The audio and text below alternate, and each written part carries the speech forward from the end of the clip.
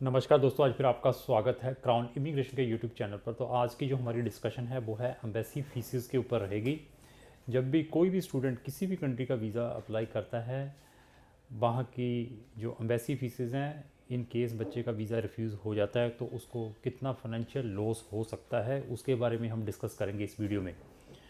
तो हमारी बहुत सारी वीडियोज़ हैं, ऑल वीडियोज़ जितनी भी आप देखेंगे सारी की सारी इन्फॉर्मेटिव रहती है। उसके अंदर आप बहुत सारा हम मतलब इन्फॉर्मेशन प्रोवाइड करते हैं जो कि हर एक बच्चे के लिए काफ़ी बेनिफिशियल्स हैं। इवन जो इस इंडस्ट्री में काम कर रहे हैं उनको भी इन वीडियोस को देखते हैं तो उनको भी बढ़िया नॉलेज आ सकता है, क्योंकि हमारी ही एक एजेंसी है पूरे वर्ल्ड वाइड में, इंडिया में नहीं बात कर रहा हूँ, पूरे वर्ल्ड वाइड में, जो कि बहुत सारी कंट्रीज़ को डील करती आ रही है पिछले अब 12-13 साल से। तो अभी जो मैं डिस्कशन करने जा रहा हूँ, क्योंकि हम फिज़िकली इन कंट्रीज़ को डील करते हैं फिर दैट रीज़न हमें मालूम है कि कौन सी कंट्री में वीज़ा डालने पर बच्चे के कितना नुकसान हो सकता है इन केस बच्चे का वीज़ा नहीं आता। क्योंकि मेजॉरिटी ऑफ एप्लीकेशन रिजेक्ट होती है। रिजेक्शंस के ऊपर कोई भी डिस्कस नहीं करता। मैं वो पर्सन हूँ, चाहे मेरी कंपनी का क्यों ना कोई रिजेक्शन आ जाए तो मैं बताता हूँ कि ये हमारी कंपनी का भी रिजेक्शन आया है, वीज़ा रिफ्यूज़ हुआ है। क्योंकि ऐसा तो है नहीं है कि हमारे 100% वीज़ाज़ मिलते हैं, वीज़ा रिफ्यूज़ड भी होते हैं। बट हमारा जो ग्राफ है वो 80% का ग्राफ है। हम अगर कोई केस लेते हैं तो उसमें हम 80% रिज़ल्ट प्रोवाइड करते हैं। हमारी कभी भी ये इंटेंशन नहीं रहती कि बस हमने सिर्फ रजिस्ट्रेशन फ़ीस लेनी है तो बस केस रजिस्टर्ड करना है, और हमारे किसी भी स्टाफ के ऊपर कभी भी कोई भी टारगेट नहीं है। फ्री स्टाइल काम है, फैमिली जैसा माहौल है, हर एक पर्सन को काम दिया हुआ है। ये नहीं कि क्लाइंट को फ़ोन करते रहो, पूछो सर कब आ रहे हैं, सर आ जाइए, सर ये है वो है, ऐसा कुछ नहीं है। प्रोफाइल जिसकी अच्छी है उसको ज़रूर फॉलोअप करते हैं फ़ोन करके। जिनकी प्रोफाइल वीक हैं उनको पहले भी हम बता देते हैं जब वो ऑफिस में मिल के जाते हैं कि सर आपका केस नहीं हो पाएगा, इसके अंदर बहुत फाइनेंशियल रिस्क है। तो रिस्क वाले केसेस जो बच्चे रिस्क ले लेते हैं तो उसमें 10-20% सक्सेस हो भी जाते हैं, लेकिन उसको पहले हम रिस्क फैक्टर बताते हैं कि ये रिस्क फैक्टर रहता है।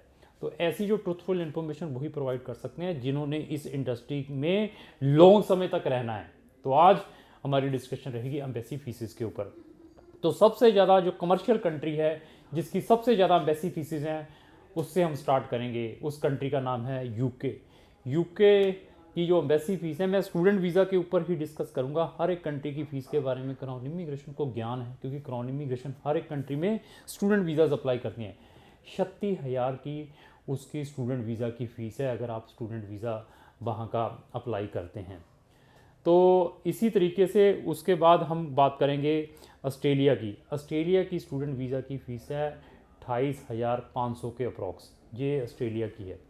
तो अभी ये तो मेन दो कंट्री होगी। अभी हम न्यूजीलैंड और यूएसए, क्योंकि ये जो मैं कंट्रीज़ बता रहा हूँ यहाँ पर ही हमारे मैक्सिमम स्टूडेंट्स जाते हैं। जितनी भी ये मैं कंट्रीज़ अभी डिस्कस करूँगा उनके बारे में डिस्कस करेंगे। तो अभी इसके बाद आता है हमारे पास यूएसए, क्योंकि यूएसए में भी बच्चों की इंटरेस्ट रहता है वहाँ पे स्टडी करने के लिए। उसकी जो फ़ीस है, एम्बेसी फ़ीस 160 यूएस डॉलर की है, और उसकी सेवी फ़ीस है 350 डॉलर की। मतलब अप्रोक्स आप 500 डॉलर लेकर चलिए, यूएस डॉलर। तो 500 डॉलर मीन्स 35,000 अप्रोक्स, 35 से 40,000 रुपये अप्रोक्स है। डॉलर अप्रिशिएट और डेप्रिशिएट होता रहता है। तो ये वहाँ की सिर्फ एम्बेसी फ़ीस प्लस सेवी फ़ीस है गवर्नमेंट की, जो स्टूडेंट वहाँ पर जाता है 35 से 40,000 रुपया। तो ये फ़ीस की ही मैं डिस्कशन कर रहा हूँ यूएसए में जो आपने वहाँ की गवर्नमेंट को डिपॉजिट करनी है।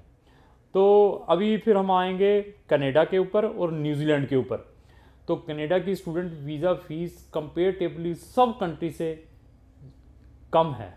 यहाँ की फ़ीसिस भी कम है। इवन अगर आप कनाडा की अपनी पीआर भी अप्लाई करते हैं, अगर आप अपनी पीआर को अनदर कंट्री के साथ कंपेयर करते हैं, ऑस्ट्रेलिया, न्यूजीलैंड या यूएसए के साथ, उनकी जो फ़ीसिस हैं वहाँ के सेटलमेंट की बहुत बहुत ज़्यादा फ़ीसिस हैं। तो यहाँ पर जो फ़ीस है सिर्फ आप लेकर चलिए 13,000 इंडियन रुपीज़ है। इसके अंदर क्या इंक्लूड है, आपके बायोमेट्रिक के पैसे भी इंक्लूड है। जो अप्रोक्स मैंने बताया 13,000 रुपया सिर्फ, जो आप कनाडा का वीज़ा अप्लाई करते हैं। तो न्यूजीलैंड की भी अप्रॉक्स 13,000 है। तो ये तो मैंने मेन कंट्रीज़ कवर कर दी, यहाँ पर ये फीसेस हैं। अभी मैं इनके अंदर और भी कुछ बताऊंगा। कुछ कंट्री में मेडिकल भी करवाना पड़ता है और कुछ कंट्री में हमें अपना हेल्थ इंश्योरेंस भी करवाना पड़ता है। कुछ कंट्रीज ने इंट्रोड्यूस किया है, मैंडेटरी किया है, उसके बारे में मैं डिस्कस करूंगा। वो तो रिफंडेबल रहती हैं फीसेस, लेकिन ये एक एडिशनल बर्डन है इंटरनेशनल स्टूडेंट्स के लिए जो इन कंट्रीज़ में जाते हैं। तो हमारे जो सेक्टर हैं, जैसे हम मेन कोर हमारा जो बिजनेस है यूरोपियन या शेंगन कंट्री, उसके अंदर भी हम डिस्कस करेंगे, क्योंकि क्राउन इमिग्रेशन कम से कम 26 कंट्रीज़ को डील कर रहा है शेंगन के अंदर, और इवन साथ में जो यूरोपियन कंट्री है 4 उनको भी डील करता है। तो यूरोप की जो फीस है कंपेरेटिवली पूरे वर्ल्ड की बात नहीं करूँगा, जितनी भी ये कंट्री हैं इनसे कम है। तो उसकी जो एम्बेसी फीस है 75 यूरो है, मतलब 7,000 रुपीज़ हैं, जो कि 90% कंट्री जो शेंगन के अंदर है यही फ़ीस लेती है, 7,000 रुपया। तो सबसे सस्ती फ़ीस आपको यहाँ पर मिलेगी। बट इनके अंदर कुछ ऐसी कंट्रीज़ हैं जिनकी फ़ीस काफ़ी है, उनके बारे में मैं डिस्कस करूँगा। वो कौन कौन सी हैं? जो स्कैंडिनेवियन कंट्रीज़ हैं, स्कैंडिनेवियन कंट्रीज़ में हमें रेजिडेंसी अप्लाई करनी पड़ती है। वो स्कैंडिनेवियन कंट्री की बात करूँ, चाहे मैं डेनमार्क की बात करूँ, चाहे मैं फिनलैंड की बात करूँ, चाहे स्वीडन की, चाहे नॉर्वे की, तो यहाँ पर ऑनलाइन अप्लाई करनी पड़ती है रेजिडेंसी। तो उनकी जो फीस है सब कंट्री से ज़्यादा कौन सी कंट्री की शेंगन के अंदर है? वो है फिनलैंड की। फिनलैंड की जो एम्बेसी फीस है सब कंट्री से ज़्यादा है, जो कि अप्रॉक्स 31,000 है। उनके भी 2 सिस्टम है, पेपर रेजिडेंसी अप्लाई करनी है या ऑनलाइन रेजिडेंसी अप्लाई करनी है। तो अगर आप अपनी ऑनलाइन रेजिडेंसी अप्लाई करते हैं तो ये उसकी फ़ीस मैंने आपको बताई। अगर पेपर करते हैं तो ये और इंक्रीज़ हो जाएगी 5-6 हज़ार रुपया, तो 31,000 रुपया है। उसके बाद हम थोड़ा सा डेनमार्क की ओर आते हैं। तो डेनमार्क की भी जो अप्रोक्स फ़ीस है 17 या 18,000 रुपये है। अब ये एम्बेसी फ़ीस है रेजिडेंसी की। तो इसके बाद स्वीडन में आते हैं। स्वीडन की भी अप्रोक्स 13 या 14,000 रुपया एम्बेसी फ़ीस है। तो ये कंट्रीज़ की जो फ़ीस मैंने बता दी है। तो अभी एक और कंट्री है शेंगन के अंदर, कौन सी कंट्री है? उस कंट्री का नाम है फ्रांस। फ्रांस में क्या है कि फ्रांस के अंदर एक थर्ड पार्टी इन्वॉल्व है। फ्रांस का सिस्टम और यूएसए का सिस्टम सेम है। यहाँ यूएसए में हमें सेवी फ़ीस देनी पड़ती है, फ्रांस के अंदर हमें कैंपस फ्रांस की फ़ीस देनी पड़ती है। हर एक स्टूडेंट को वो फ़ीस देनी पड़ती है। तो कैंपस फ्रांस की जो फ़ीस है अप्रोक्स 14-15 हज़ार रुपया ये है, प्लस अम्बेसी फ़ीस है वो 75 यूरो मैंने बताया, अप्रोक्स 7,000 है। तो ये अम्बेसी फ़ीसेस हैं, मैंने आपको सब कंट्रीज़ के बारे में बता दिया है। और सबसे कम फ़ीस कहाँ पर है? जापान में। जापान में आपको सबसे कम फ़ीस मिलेगी अगर आप अपना जापान का स्टूडेंट वीज़ा अप्लाई करते हैं। तो कोरिया में मिलेगी, ताइवान में मिलेगी। इन कंट्री की जो एम्बेसी फीसेस है सबसे कंपेरेटिवली 2-2 हज़ार से लेकर 3-3, 4-4 हज़ार है। सबसे कम उन कंट्रीज़ की फ़ीस है अगर आप स्टूडेंट वीज़ा इन कंट्रीज़ में भी जाते हैं। हांगकॉन्ग की भी काफ़ी फ़ीस है अगर हांगकॉन्ग में आप स्टडी, क्योंकि मैं इन सब कंट्रीज़ को हम अप्लाई करते हैं वीज़ा। तुर्की की भी स्टूडेंट वीज़ा की काफ़ी फ़ीस है, क्योंकि उसके अंदर एक थर्ड पार्टी भी इन्वॉल्व है तुर्की के अंदर। तो ऐसे ये जितनी भी हम इंफॉर्मेशन बताते हैं वो तभी हम बताते हैं क्योंकि हम इन कंट्रीज़ के साथ टच में रहते हैं और हमारे फिंगर्स के ऊपर होती है हर एक चीज़। अभी इनके अंदर और कुछ चीज़ें इन्वॉल्व है। कुछ कंट्री मेडिकल मांगती हैं, तो मेडिकल के जो एक्सपेंसेस है वो एक्स्ट्रा बर्डन है इंटरनेशनल स्टूडेंट्स के लिए। जब भी किसी भी इंटरनेशनल स्टूडेंट्स ने जाना है, एटलीस्ट अपने कंसल्टेंट से उसके सारे के सारे एक्सपेंसेस के बारे में पूछें कि इन केस, मैं ये रिपीट कर रहा हूँ वर्ड, हम हर एक एक्सपेंसेस को पहले रिटर्न में लिख कर बता देते हैं बच्चे को कि भाई ये आपके एक्सपेंसेस और आएंगे और आपने ये खुद वेयर करने हैं। तो क्योंकि लोग इसके चक्कर में भी जो गलत एजेंट है बच्चों से पैसा बनाते हैं, जो बीच में जो एक्सपेंसेस आते हैं वो उसके नाम पर भी बच्चों से पैसे हेरने की कोशिश करते हैं। तो जैसे मेडिकल, तो कुछ कंट्री में मेडिकल मैंडेटरी है। तो मेडिकल किन किन कंट्रीज़ में मैंडेटरी है? न्यूजीलैंड में, ऑस्ट्रेलिया में, यूके ने भी अभी टीवी का मैंडेटरी कर दिया है। न्यूजीलैंड में, इन कंट्रीज़ में, कनाडा में, इन कंट्रीज़ में मेडिकल मैंडेटरी है। आपको जो उनके पैनल डॉक्टर्स हैं उनसे मेडिकल करवाना पड़ता है। तो मेडिकल के जो चार्जेस हैं 2,000 इंडियन रुपीज़ से स्टार्ट हो जाते हैं। 2,000 इंडियन रुपीज़ से स्टार्ट होकर 5,000 रुपये के हैं। अभी आपने ऑस्ट्रेलिया या कनाडा का कराना है 4500-5,000 रुपया लगता है। अगर आपने यूके का कराना 2,000 या 2,500 रुपया लगता है। डिपेंड है आप कौन सी कंट्री में। ये भी एक बच्चे के ऊपर एक्स्ट्रा बर्डन है। इवन एक और बर्डन बता दूं, वो तो रिफंडेबल है, लेकिन कल वीज़ा हो जाता है, लेकिन कल वीज़ा हो जाता है तो, लेकिन वो एक्सपेंसेस तो हैं, वो कौन से हैं? आपके हेल्थ इंश्योरेंस, हेल्थ सरचार्ज, जैसे यूके ने इंट्रोड्यूस किया, पहले कभी नहीं था, क्योंकि मैं यूके को बहुत टाइम से डील करता आ रहा हूँ। वो भी बच्चों के ऊपर उन्होंने बर्डन डाली हुई है 400 से 500 पाउंड के, अभी वो भी बच्चों को देने पड़ते हैं पर ईयर के। जितने साल का कोर्स है तो उतने साल का वो भी उसको परचेज़ करना पड़ता है। इसी तरीके से ऑस्ट्रेलिया में भी रिक्वायरमेंट है उसकी, ऑस्ट्रेलिया में भी बच्चे को ये परचेज़ करना पड़ता है। 2000 ऑस्ट्रेलियन डॉलर से 3000 ऑस्ट्रेलियन डॉलर का है, डिपेंड है आप कौन सी कंट्री के अंदर जा रहे हैं। तो इसी तरीके से अगर हम शेंगन कंट्रीज़ के अंदर आ जाएं, शेंगन कंट्री में कुछ ऐसी कंट्रियां they are provided free medical to the international students. ऐसी जो फैसिलिटी है आपको वर्ल्ड की किसी भी कंट्री में नहीं मिलेगी, लेकिन शेंगन के अंदर कुछ ऐसी कंट्री है, अगर आप वहाँ पर स्टूडेंट जा रहे हैं तो वो स्टूडेंट्स को medical free of cost provide करती हैं। तो अभी वहाँ पर क्या आता है, they are only asking for health insurance, वो हेल्थ इंश्योरेंस मांगती हैं शेंगन कंट्री। तो हेल्थ इंश्योरेंस आप इंडिया से, कुछ कंट्री 3 महीने का मांगते हैं, कुछ कंट्री 1 महीने का मांगती हैं, और मैक्सिमम 90% शेंगन कंट्री 3 महीने का हेल्थ इंश्योरेंस मांगती हैं, जो ट्रैवल इंश्योरेंस इसको कहते हैं। तो जो उसकी कॉस्ट है वो कितनी है, 3000 से लेकर 5000, डिपेंड आप कौन सी इंश्योरेंस कंपनी से परचेज कर रहे हैं। तो ये एक्सपेंसेस रहते हैं। देखो जो हेल्थ इंश्योरेंस है वो रिफंडेबल रहता है, जैसे आपका ये हेल्थ सरचार्ज लगता है यूके में या ऑस्ट्रेलिया में लगता है, वो रिफंडेबल रहता है। तो इसी तरीके से ये चीज़ें रिफंडेबल हैं, लेकिन मेडिकल जो आपने करवा लिया वो रिफंडेबल नहीं है, वो बच्चे के ऊपर वर्डन है।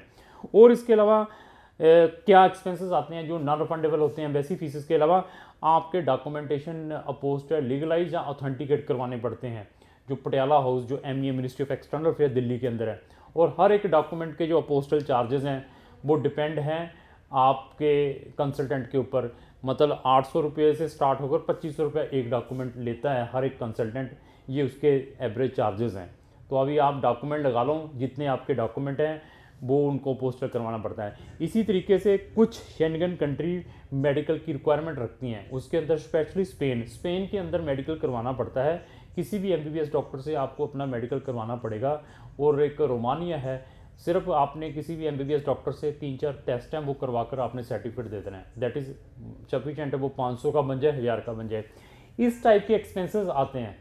तो ये जो चीज़ें हैं वही बता सकते हैं टेक्निकल लोग जिनको इसके बारे में ज्ञान है। और इसके अलावा आपके क्या लॉसेस होते हैं? Application fees. अभी इन जितनी भी कंट्रीज़ बताई हैं, बहुत सारी कंट्रीज़ की एप्लीकेशन फ़ीस रहती हैं, बहुत सारी कंट्रीज़ की एप्लीकेशन फ़ीस नहीं रहती। तो एप्लीकेशन फ़ीस किन कंट्रीज़ की रहती है? USA में मैक्सिमम जो यूनिवर्सिटी की एप्लीकेशन फ़ीस नहीं है, कनाडा में एप्लीकेशन फ़ीस देनी पड़ती है, ऑस्ट्रेलिया में एप्लीकेशन फ़ीस नहीं है, न्यूजीलैंड में एप्लीकेशन फ़ीस नहीं है जब आप एडमिशन को डालते हैं। तो इसी तरीके शेंगन कंट्रीज़ में 70 से 80% कंट्री की हर की एप्लीकेशन फ़ीस है, देनी ही पड़ेगी। 80 से 90% है एप्लीकेशन फ़ीस। वो कितनी है? 30 यूरो से, जो कि नॉन रिफंडेबल रहती है। ये भी एक फाइनेंशियल लॉस है इन केस बच्चे का कल वीज़ा रिफ्यूज़ हो जाता है। तो डिपेंड है कि आप कौन सी कंट्री में डाल रहे हैं। ये एक एक आपने एक्सपेंसेस लिखने हैं बिफोर अप्लाइंग द वीज़ा। इसी तरीके से आपके कंसल्टेंट आपसे एडवांस में क्या पैसे ले रहा है, वो भी एक आपका फाइनेंशियल लॉस है। हाँ, आपका कंसल्टेंट आपको साथ में सब्सिट्यूट प्रोवाइड करता है कि इन केस कल आपका वीज़ा रिफ्यूज़ हो जाता है तो आपको ये सब्सिट्यूट इसी फीस के अंदर हम करवा कर देंगे। तो वो कंसल्टेंट मैं कहूँगा कि बेटर है। जैसे क्राउन इमिग्रेशन के पास लॉट ऑफ ऑप्शंस हैं, not a single option, lot and lot of option. अगर आपका किसी भी कंट्री से वीज़ा रिफ्यूज़ होता है तो उसी के पैरेलल की कंट्री में क्राउन इमिग्रेशन आपको ऑप्शंस प्रोवाइड कर सकती है। तो अभी कुछ कंट्री में एडवांस में फ़ीस भेजनी पड़ती है, जो फीसें आपने भेजते हैं तो वो डेप्रिशिएट होकर आता है। अगर यहाँ से आपने अपने ऑस्ट्रेलियन डॉलर या कनेडियन डॉलर या यूरो भेजे हैं 5000 से लेकर 10,000 तक के, आज का रेट क्या था, किस रेट पे गए हैं, किस रेट पे वापस हैं, उसके अंदर जो लॉस होता है वो भी एक बड़ा लॉस रहता है। ये सारे आपने लॉस कैलकुलेट करने हैं जब भी आपने अपना केस किसी भी एम्बेसी में लगाना है और किसी भी कंट्री में डालना है। ये आप एक पेज के ऊपर जरूर लिखें जब भी आपने कहीं पर भी अपना केस अप्लाई करना है, तो तब आप अपना केस दीजिए। कोई क्राउन इमिग्रेशन सर के सारे ये फैक्ट बताने के बाद केस लेता है, ऐसा नहीं है कि सिर्फ केस लेने के चक्कर में पहले कम एक्सपेंसेस बता दिए, बाद में ये भी दो, वो भी दो, ये भी, हम पहले ही सारा का सारा कुछ बता देते हैं।